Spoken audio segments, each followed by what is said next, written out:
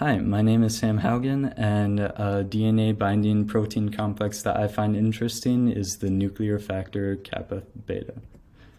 So just as a brief overview, this deals with immune responses, inflammation, cell proliferation, and apoptosis. So in general, transcription protein complexes are just groups of proteins that work together to bind to DNA and regulate transcription. Transcription is when DNA is transcribed into RNA, which can then go out of the nucleus to create proteins. Some of the individual proteins in this complex are listed right here. So NFKB is found inactive in the cytoplasm. It's bound to an inhibitory protein, but that protein can be degraded through various pathways, resulting from pro-inflammatory cytokines, pathogens, and cellular stress. Once it's degraded, the NFKB complex is allowed to translocate into the nucleus and control gene expression. As briefly said before, some functions of activation are the innate and adaptive immune systems. This would be messengers such as cytokines and chemokines that can help recruit immune cells to sites of infection.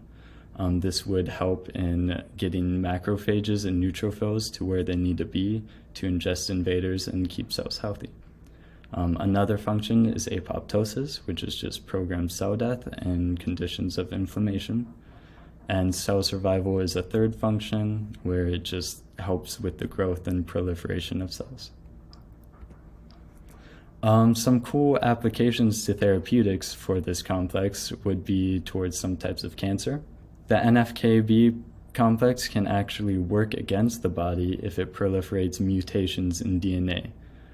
This can lead to the spread of cancer cells, which metastasize, and it just makes it harder to get rid of the original source of cancer.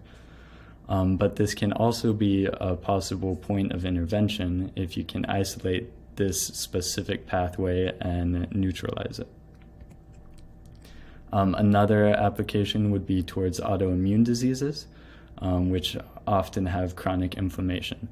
This can be due to dysregulation of the NFKB complex, resulting in overproduction of the chemokines and cytokines which mediate the inflammation response.